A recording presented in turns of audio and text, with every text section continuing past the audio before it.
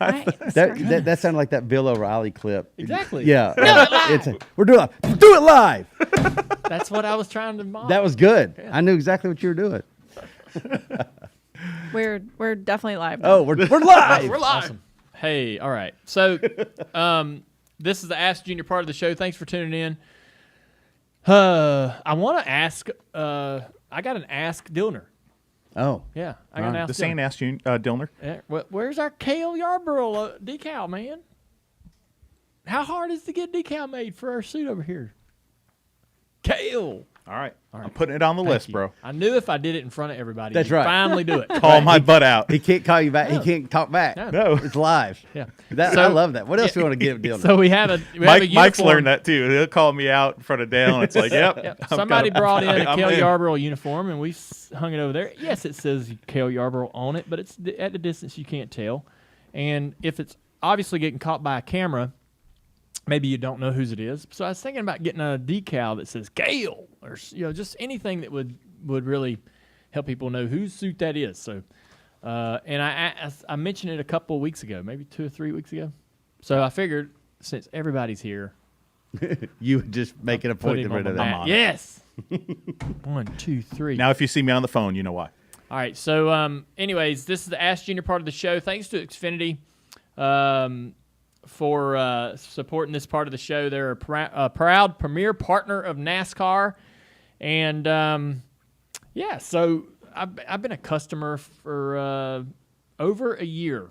Yeah. So I have a vacation home, and I bought Xfinity internet for it, and so it's good. Good. It doesn't have any outages because I got a couple security cameras and I got an app, and I sold a vacation home to get this one, so I got rid of one and moved locations somewhere a little closer. But that old house had a different provider, and man, the line would go down every couple of weeks. Can't have that. God, I hated that. So while you're not there, you don't want why is the internet out? Anyways, not having that problem now. So anyways, yeah, they do support our show. They're a great partner for NASCAR. But I'm a paying customer, and it's been really, really solid. And I got so many devices hooked up to it, and it's still going strong. You know, it'd be cool is if Xfinity could help you with that rat problem you got. I do have a rat problem, and I don't think that's That's not their business? Their business. All yeah. right. Well, I mean, it's not really a rat problem. I mean, it's just an island problem.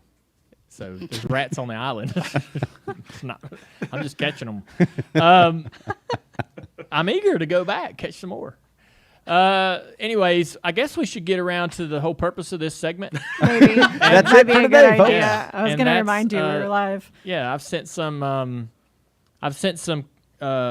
You guys have sent in some questions to Xfinity Racing on Twitter, and they are always really good. We say this all the time. If you listen to the podcast about how this is my favorite part of the show, I wish that we could have fan interaction throughout the entire show, but this is the only part where there's fan interaction. So to me, it's the best part of the show. And let's get started. So what's some questions, Leah? Our first question is from Brian Blackford. Do you like the cutoff race being at Daytona? I do. I miss Daytona being July 4th. Our sort of July 4th celebration. I will always prefer it to be that weekend. And we used to have an off weekend before that race. And I always went down to Daytona during the off weekend. So we'd go vacation, stay in Daytona, rent a house, whatever. I'd take, as many friends as I could fit in my car. And we'd drive down to Daytona, and we'd, just have fun all weekend. And then the next weekend I'd race, and we'd go home. So it was such a great time. And the schedule changed to where the off weekend went away. I was pissed off. And then, now the races, the July 4th events, where is it now? It was at Indy. We tried it there. Then we rode at America. which it was great there. Don't get me wrong. I mean, there was a lot of great energy. They celebrate that holiday pretty well up there. So I'll always prefer to be on the July 4th weekend, but for what we're trying to accomplish in terms of elimination and drama and anybody can win, and if you want to race, the last race of the regular season, you either want, if you want to have an anybody can win moment and the possibility of a real upset, having the race at Daytona is a no-brainer. So it kind of works for what we're trying to accomplish right now as a sport, but I miss the tradition a little bit of the July 4th weekend down there. Next question from Nick Wallace. Do you think AJ Allmendinger catches Cindric for the regular season Xfinity Championship? I don't know. He's 35 behind. Yeah, there's a few races left, so I think you could. Cindric's kind of, going to be tough because he's good. Their cars are fast. I think that he probably might not have been focusing so much on that points lead. And with a few races to go, I bet he's going to start taking a little bit more note and care of what's going on there to make sure that he does secure that. But I think more importantly, I guess, is that AJ's really become a contender to win the championship. I don't know how many of us really thought that he could do that or would do that. And now it seems like it could happen, like it really could happen. So that'd be pretty incredible for a guy, for his career path, to come in and veteran. This is a sport. This is a series where the young guys are there. They try to, everybody names are made here, kind of thing. And to have a veteran driver at 39 years old win the championship would be pretty interesting. Next question from Dan Wilkinson Jr. I watched the race from the infield exit of turn 2. I found the NBC channel on the scanner. Tell everybody about the conversations that go on when you guys are not on air. Shout out to the director. He's on top of it. I love that. Yeah. I mean, we have a lot of fun. It's a, the booth, the booth has always been interesting to me because there's broadcasters that you really appreciate and admire, and everybody's got their favorite guy from the past, and maybe you got a few. But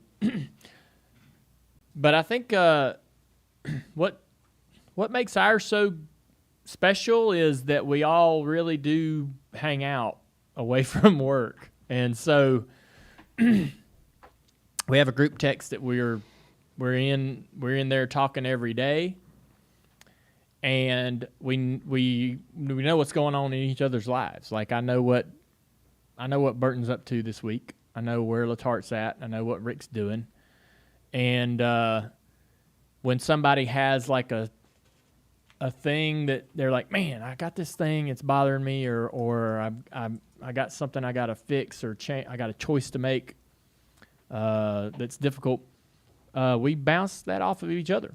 And so, not that other booths aren't friendly or don't have that type of connection, but the guys that I work with at NBC with Steve and Jeff and Rick, I mean, we're pals. So it's and we go to bat for each other. Like we, when it comes down to it, sometimes we'll be like, well, we're only doing this if we're all able to do it, or we definitely got each other's back. So it's pretty cool. And I was already friends with Steve. This is, working with Jeff Burton. We knew each other. We were competitors, but we weren't pals. So we've really become really close in this experience. And getting to know Rick's been amazing because I had no clue who Rick was other than just his work in the booth and hearing him on TV, watching the races. So getting to know what makes him click and what is important to him and what his hobbies and stuff are, it's pretty cool. He's really freaking good as a carpenter. Literally built. He has this new house. He built it. He built the house. He built the cabinets for the house. He built anything involving wood. I mean, the man can do it. Yeah, he is so good, and he enjoys it. So we we actually had some doors at my house start sticking with the humidity. I painted my doors, and that locked in this some moisture, I guess, that was in the wood. And now, in temperature change in my house, the dang doors are swelling and jamming and getting stuck. And so Rick comes over and he brings all his tools, and we worked on each door individually and fixed them all. And that's the kind of friend he is. Good guys. So yeah, our commercial banter is always pretty unfiltered because we're so comfortable around each other. We're pretty honest. Next question from Jake Worrell. Who was at fault between the 3 and the 2 at Michigan? Is there an inherent risk going onto the apron like that? The racing, as long as it's not, as long as it's a legal move, it's absolutely, you got to go down there and try to make it happen. I don't know how you place blame in that situation. I really don't. I mean, Brad made a mistake. I think Brad has came out and said, I didn't want that to happen. I didn't mean for that to happen. So you can sense some ownership there for his role in it. And I don't know whether Brad knew it was the end of the stage or not. Maybe he didn't. It seemed like he was still trying to side draft the 3 further past the flag stand, like he thought the racing was still going. But I haven't talked to him, so I don't know. But it was a shock, and at first I didn't know whether it was intentional or not, but judging by Brad's reaction and his comments since then, it's obviously not intentional and just a mistake, People, I think it's okay to label it a mistake by Brad, and I think even Austin took some ownership because as soon as his car comes to rest, he's on the radio apologizing to his team as if he feels like that he did something incorrect, that led to that. So, I think that it's just a bad deal for both of them, and both of them carry a little bit of responsibility for it, and it's kind of a just a trip up there amongst the 2 guys, and if it had been intentional or too aggressive, it'd been pretty obvious, but it was just a mistake, I think. Next question from Robin Morris. We talk about innovations a lot here. What's the best innovation that you've ever done? Well, I don't really. It's hard to know when you cheat up your race car. It's really hard to know whether it worked. Now, when it doesn't work, it's obvious. So those are easier to talk about because I made this one time. I had this late model stock car, and I made the top panel in the ductwork of the front going to the radiator.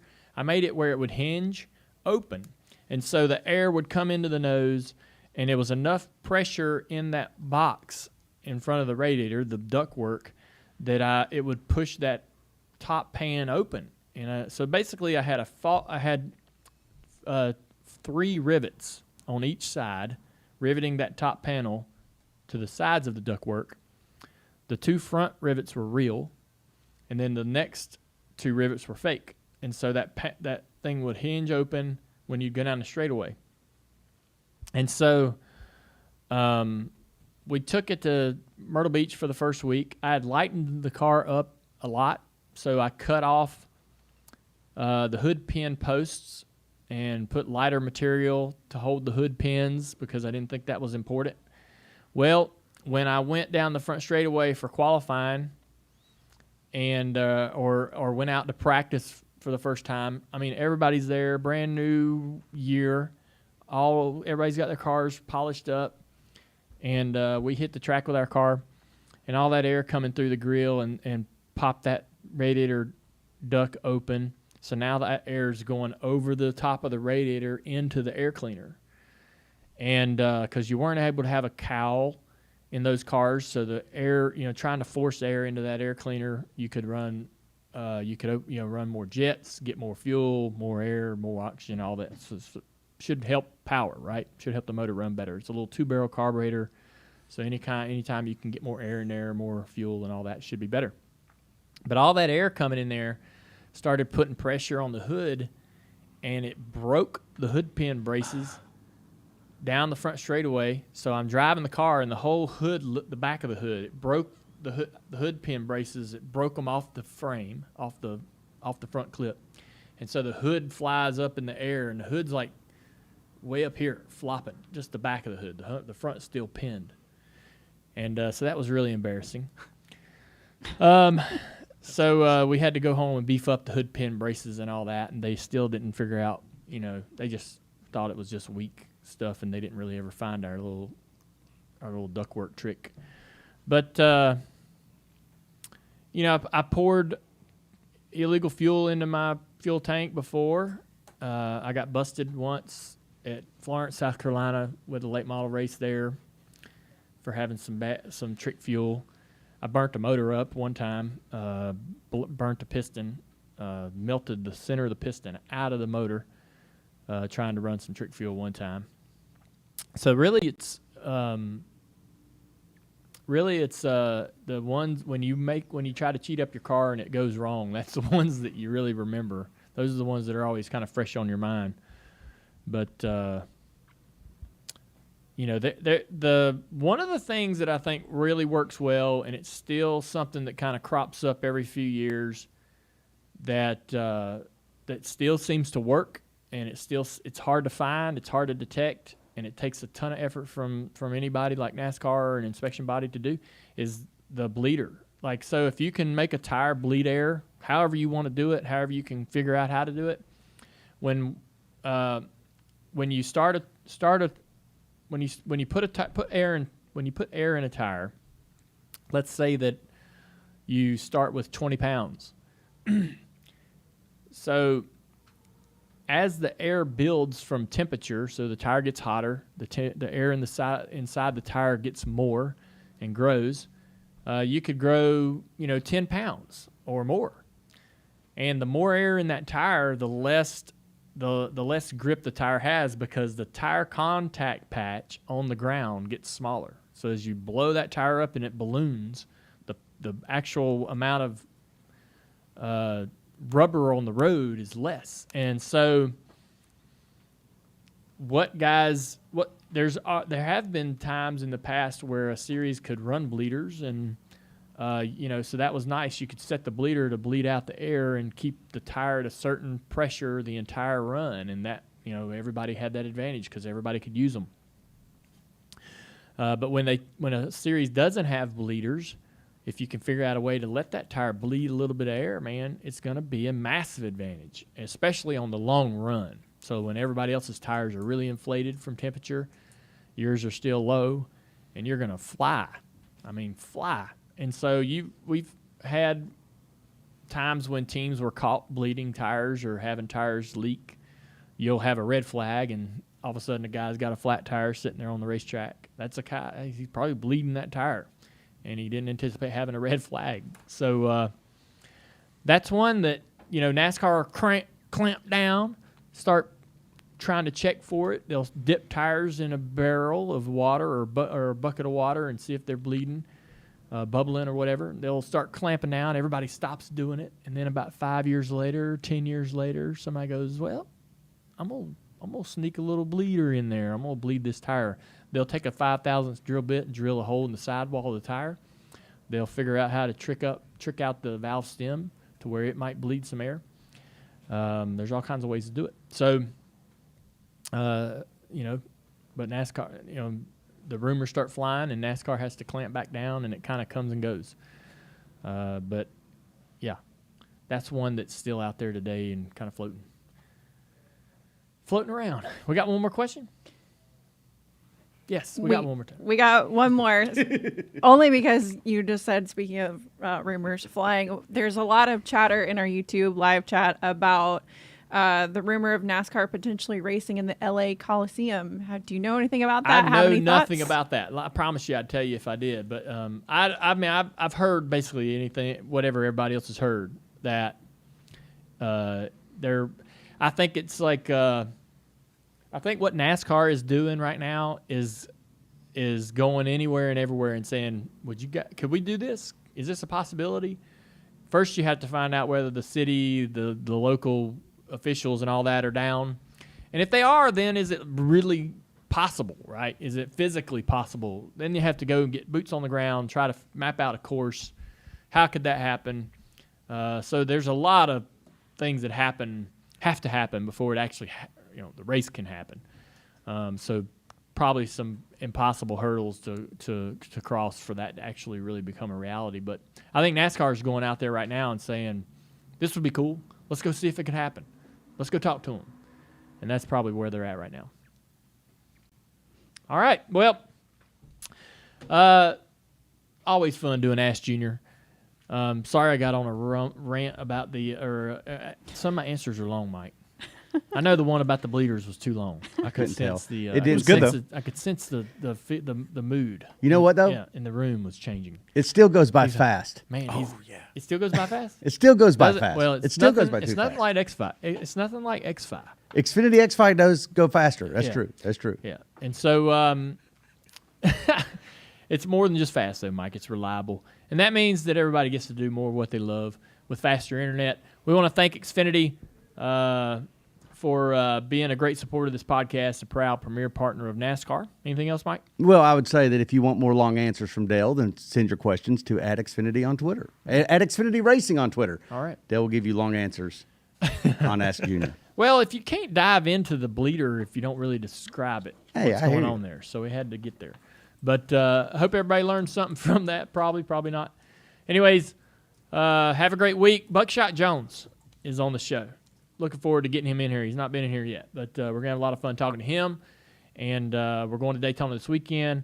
The Dale Jr. Download, Buckshot Jones TV version, 6 p.m. Thursday, NBCSN. Don't forget about Door Bumper Clear this week. And make sure you tell everybody to watch Lost Speedways Season 2, all right, on Peacock TV. And also the Chase documentary coming out this week on Peacock. Check it all out.